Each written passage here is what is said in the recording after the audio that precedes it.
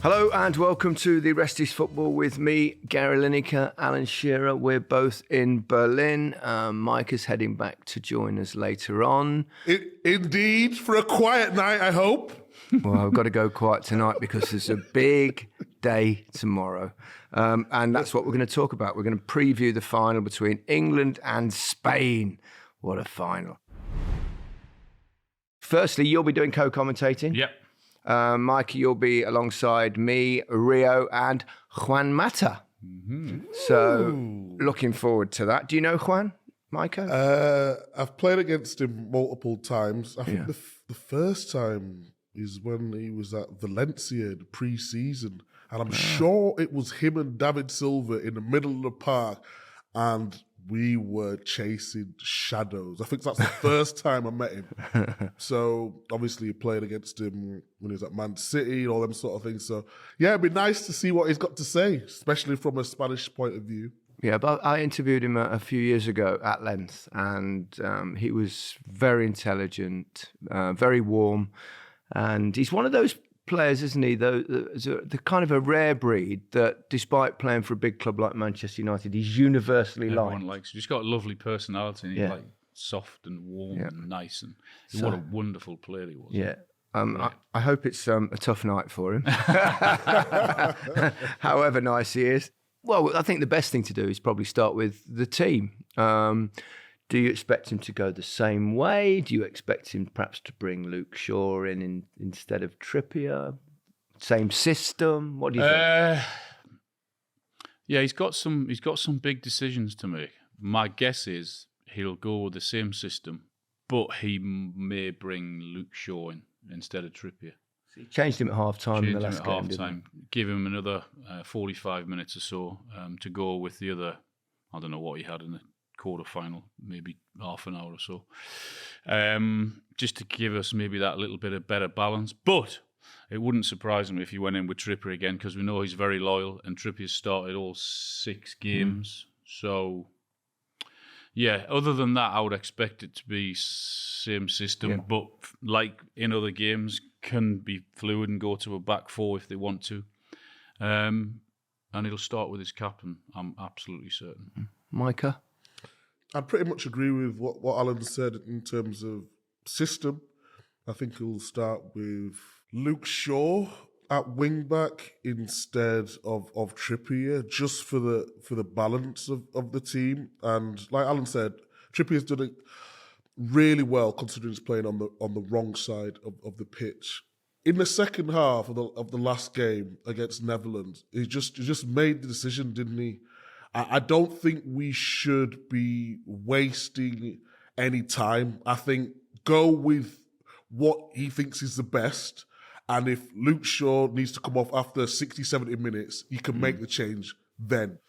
The only thing that worries me in this system, this 3-4-3, or it's multiple systems depending when you're on or off the ball. They're wingers that we've talked about. Williams and Yamal. Gahey can deal with pace, and so can Walker. But their wingers can go both ways. You see, Yamal likes to come inside onto his left foot, and Williams can do the same as well. Is the area going to be too congested? Is Saka going to come too deep too early? Is Shaw going to come too deep too early, then, which allows them to dictate play in terms of Ruiz and Rodri, and if Carvajal's making overlaps, Cucurella making overlaps as well. I think if we play this system like they have before, they have to be brave. Mm-hmm. And I think it's a big performance needed from the likes of Mainu and Rice. So when their wingers do get across, they need to get across and help as soon as possible, which allows us to leave our wing-backs a little bit higher, and then Bellingham and Foden can drop in a little bit deeper then. So tactically, it's a very interesting game. But yeah, I would go with that side because that's how we performed the best in our last 2 games against Switzerland and against Netherlands. Yeah. I think also with this thing, it could be a kind of battle of the tactics. You've got, two teams playing entirely different systems.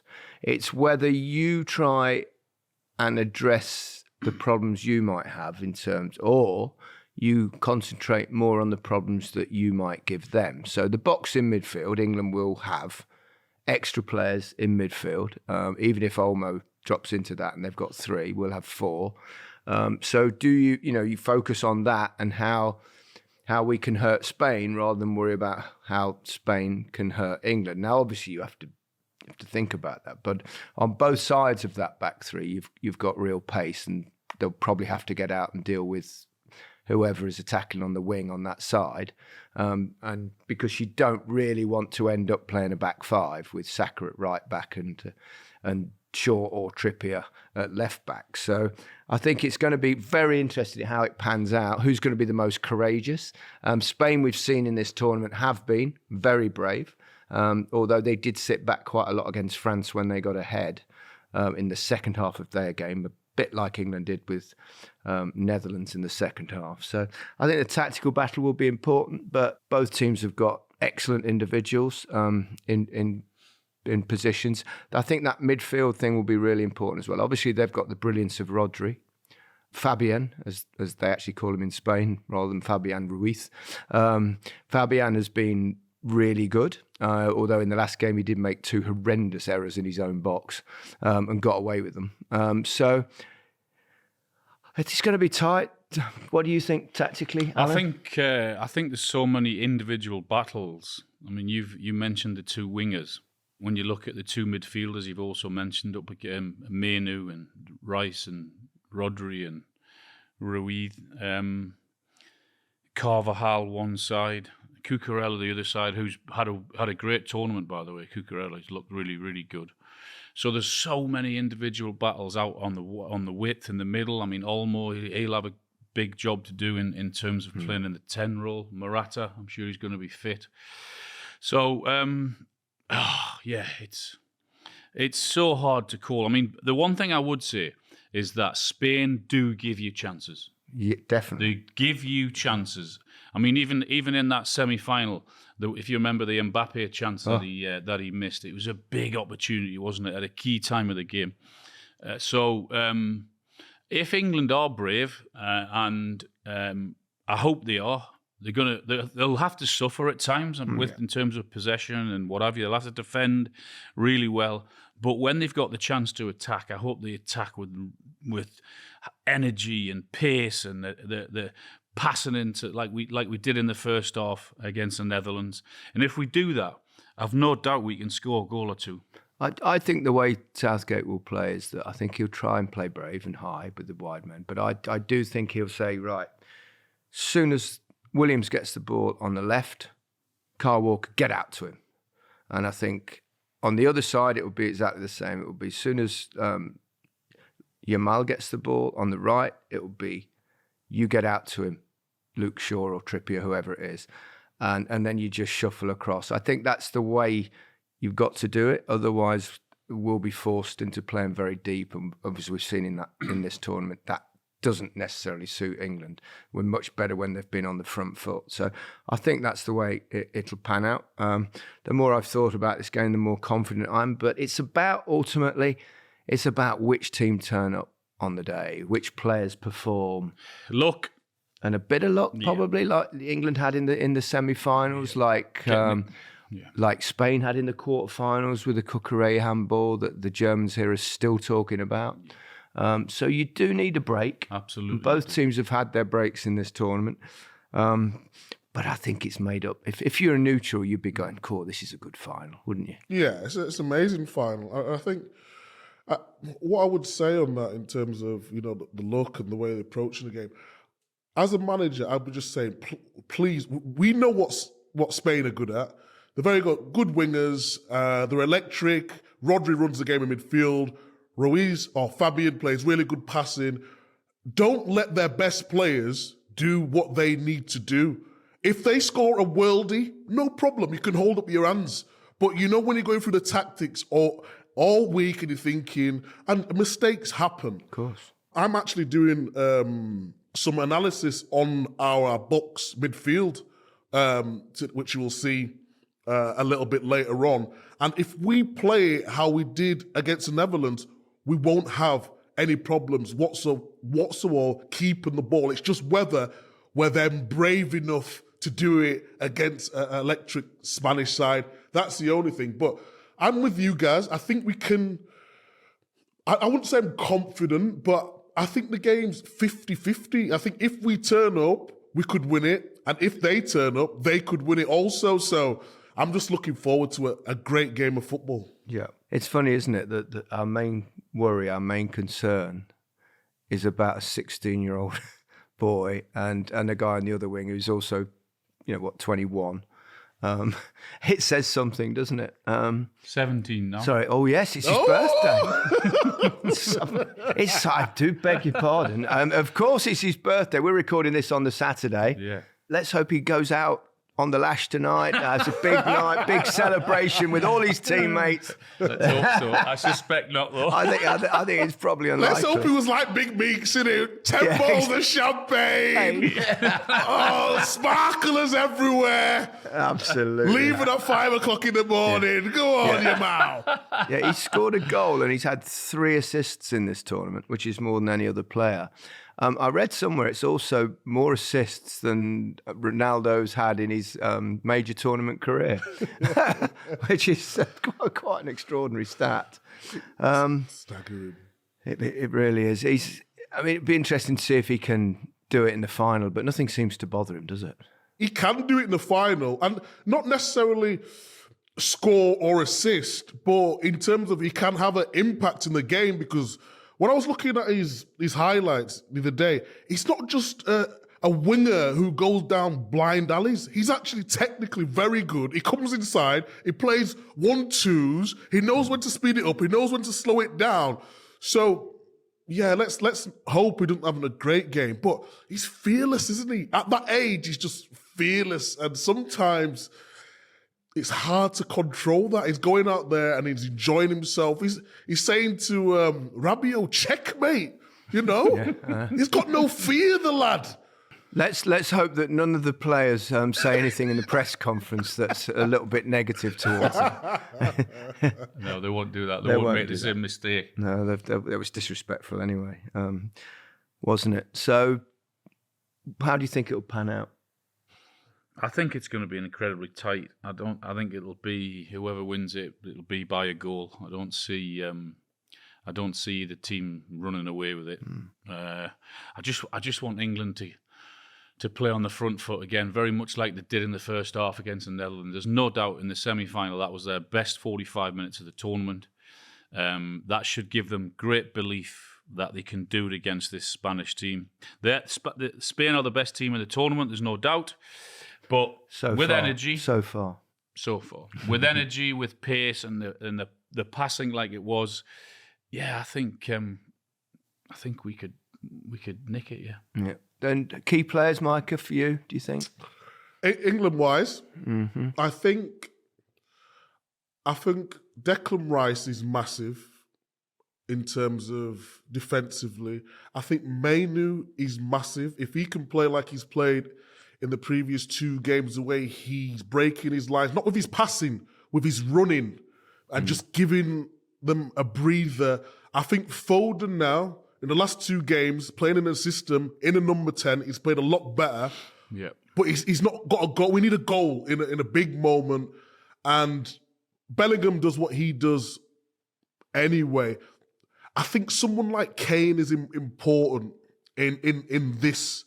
And I know we've talked about Kane a lot, and a lot of people have been talked about he should be dropped. I don't think he should be dropped. But what we need from him is a captain's performance in terms of working hard, pushing up the pitch, getting over the ball, buying fouls when need, and releasing the ball. And in this system, and I was looking at a few clips where there's times where he can drop deep because Bellingham and Foden were running ahead of him, and that's fine. Yeah. But when it gets to 60, 70 minutes or 60 minutes, if he's tired, Southgate needs to just introduce the subs as soon as possible. Don't wait. Don't even wait for it. Inject some pace. And I think if we do those things right, we can win the game? I love your confidence. Wasn't overly confident. I'm. The more I think about it, the more confident I get. But I'm going to try and avoid too much hope because, as we said I said earlier in the tournament, we've always had that hope, and it's always the hope that kills you. And then when you've perhaps not got quite so much hope, maybe that will be superstitiously good. None of it makes any difference, does it, whatsoever? I mean, the 90 minutes for these boys and for Gareth and his staff, it's life changing. It's life changing. I mean, you're talking about the biggest moment you will probably ever have in your career to do something that no one's done in the men's game since '66. And deliver that trophy. I mean, it is even more than monumental. 66. It is huge. Yeah, it's not even just the men's game either. It's just any game. No English team has ever won a major trophy outside of our own shores. Yeah. And, they are on the brink of footballing immortality. And if they can do it, they'll be heroes forever. Do you know what it is, though? There's actually, when you look at other things in the game, you've got what's at stake. You've got a golden boot. You've got player of the tournament. And, I mean, obviously the most important thing is winning. But there are so many players that can do that, Let's start with who might be the player of the tournament. And I think it will be very much decided probably by which team wins. Yeah. I think if it's Spain, I think it'll either probably be Rodri or even the now 17-year-old veteran, Lamine Yamal, won't it? And if England win, and it could be a number of, if Bellingham scored a couple of goals, even though he's probably not been his best in the last 2 or 3 games, because he's had some moments, it could be him. If Harry Kane bagged a hat-trick or something, it could be him. You've got Dani Olmo in there as well. Almost. You've got Rodri. Yeah. There's so much. There's so much that is riding on. I mean, a great personal performance that shoots your country to success in the game. Then that's it. You've also got the chance of being player of the tournament or winning the golden boot or whatever it is. How mad is it though that if neither Harry or Dani Olmo scores, and unless someone else gets a couple of goals or hat-trick or whatever, but then the golden boot is going to be shared by 6 players. And it could, if some Bellingham scored it, he'd be 3 as well. It'd got to be 7. Wow. And then, mad. because normally they go to, and we've been saying this throughout the tournament, we just assumed it would have been like it is in previous tournaments where, they then go to assists, don't they? And I think, if I'm right in saying in 2012, in Poland, Ukraine, that Fernando Torres won it, not just on the goals scored and assists, which was he tied with someone else, but I think it was minutes played. Did it go down to that? I think it did, yeah, absolutely. Yeah, so, I mean, they found a way, but this time they're saying it's going to be shared, which was the case in my day. When I played, if you had the same number of goals as all the others, you shared it. You didn't share anyone, though, did you? No, because I scored one more than everybody else, including Diego Maradona. Hey! Fucking hell! If you're going to drop the name, you might as well drop the biggest one. Eh? He got all the headlines in that tournament. But come on, what do they do if they get a stud each or something? Do they? If they share the goals, stud each. Someone gets the tongue, someone gets the heel, someone gets the soul. I have no idea. I think they probably get one each. I think that's how it used to be. But they'll have to splash out on 6. Wow. Yeah, imagine saying, I won the Golden Boot in the Euros. Oh, did you? Yeah. With 5 other people. But who've we got? Yeah, we've got, you've got Harry Kane and Dani Olmo are the ones that could go. If either of those 2 score, obviously you've got Bellingham just behind, but then you've got Cody Gakpo, Jamal Musiala, Ivan Schranz and George Mikautadze, all of whom are we going, please don't score. Please nobody score. Please let it be 0-0 and penalties. Yeah, absolutely. Yeah, they will, won't they? Because we've both been in that situation where we're out the tournament and we're leading in the Golden Boot. You in the Euros, me in the World Cup. Yeah. And honestly, I remember watching that game. I think it's my first ever punditry role on television. BBC brought me in the final, and I sat alongside Jimmy Hill and I think Terry Venables. Might be wrong about Terry, I can't remember. But anyway, I sat. Des Lynam was there, and I watched that game, and all I cared about was that Diego Maradona didn't score, because he was the only person that could catch me. He was on 5, and I was on 6. And I watched the game, and he had a free kick, and it was like hit the post or something.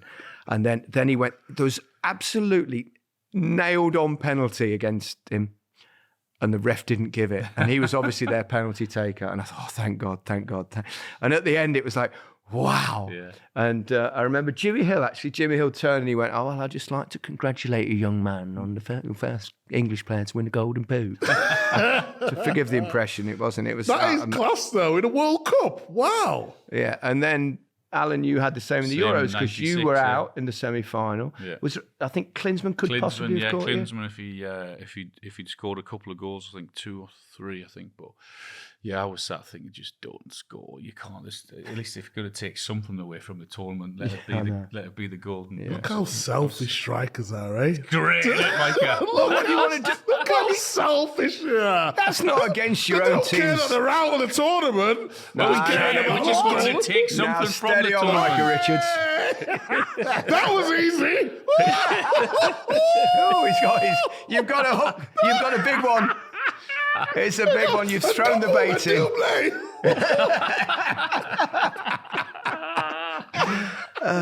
Dear.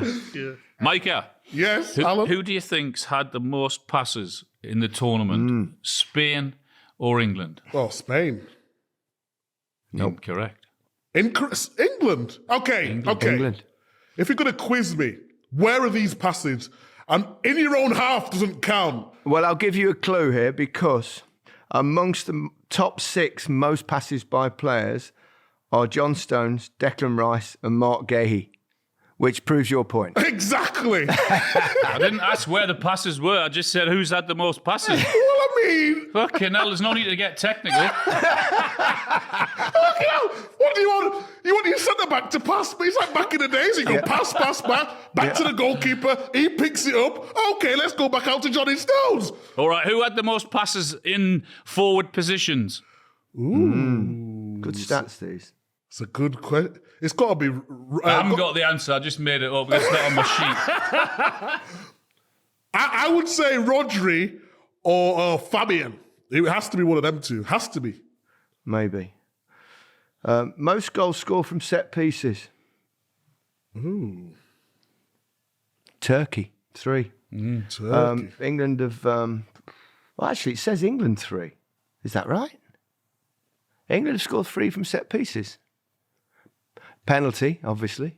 Throw in. The throw-in, that counts, I suppose, the flick on for the throw-in. So Austria, England and Turkey have all scored 3. Because we were talking about the fact that when was the last time England scored from a corner?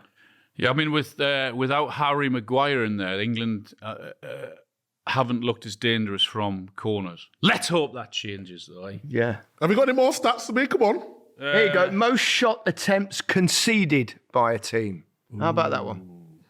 Well, I'll give you the one that's miles ahead. That's Georgia with 105. Yeah, because they played like counter-attack. Ridiculous, didn't they? Ridiculously open. And the other two teams? You know what? I would put Spain up there because of how high they play. And they're a different team now, aren't they? The counter-attack, they leave so much space. Spain have got to be in the top 5. Spain, 67 times, yes. Hey, come on! Yeah. And then England behind them on 57 times. Most clean sheets, we know that one, didn't we? Because Alan gave that stat the other day. He said about Spain, about France, Saliba and Upamecano. I remember Alan saying that the other day. They had 4 clean sheets, was it? Yeah, that's 4 clean sheets, that's right. Portugal and Spain have actually had 3. Most players used. Ooh, well, England won't be up there.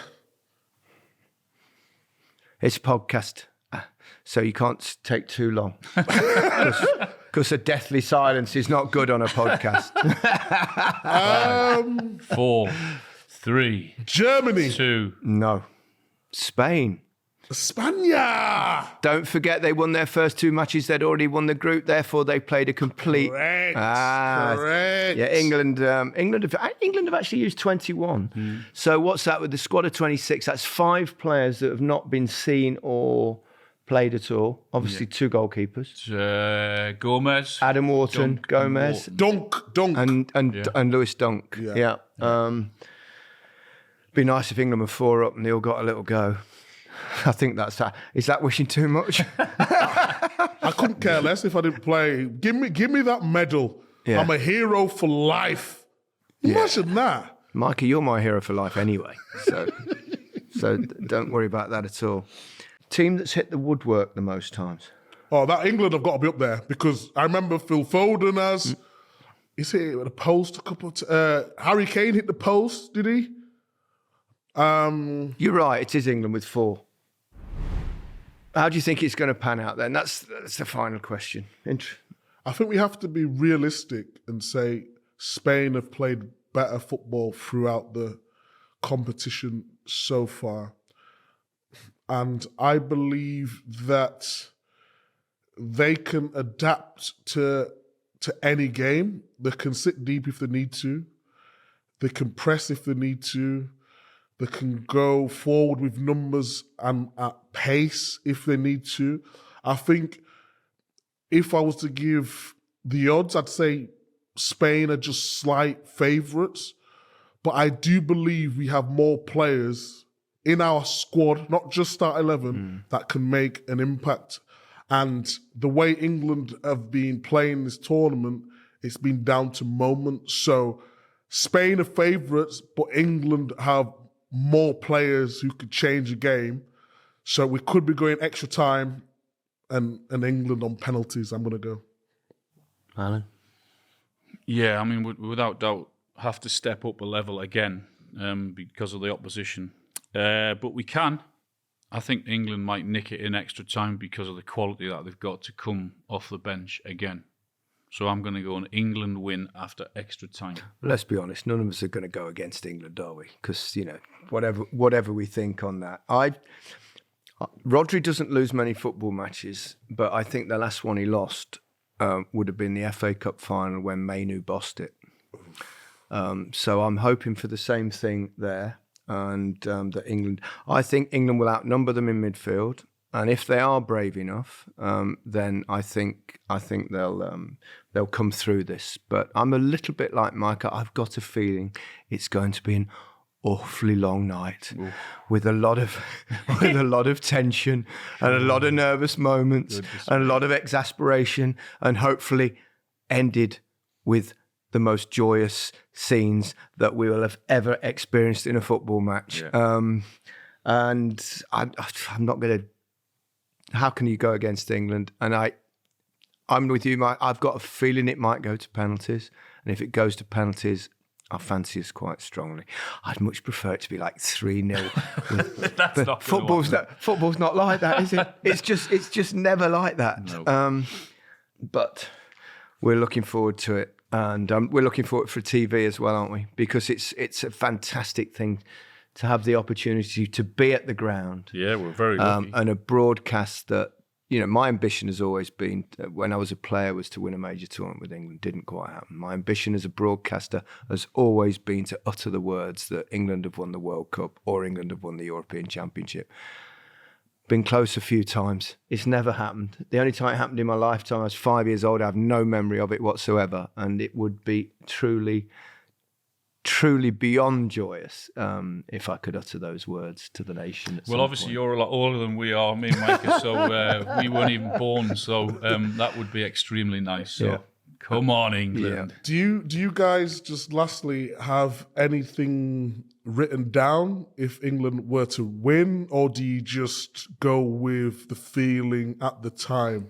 Well, I was co-commentating, so you'll have to go with the feeling. I'll give that a thought later on. Quiet night tonight, and I'll give that a little thought later on. And then, I think you've also got to feel what's going on in the game and then sort of work out what you can say then. But I'll have a couple of words ready, I'm sure, just in case. I've got a few things in mind. I've been planning the last couple of days, writing a few things down. I'm going to spend the day now with Richard Hughes, our editor, and we'll go through the script and try and work. And I'll have alternatives, possible closing lines, and also opening lines as well. But we're on an hour and a half before. We're on at 6:30 English time. Make sure you join us on BBC One for hopefully an historic night for English football, but we know it's going to be painfully tough along the way. That's it for today's episode of The Rest is Football. On our next episode, I hope to be saying that England are European champions. We shall see. We'll be back tomorrow reviewing the final. Goodbye from me. Goodbye from me. Goodbye from me. Come on, England! Hey.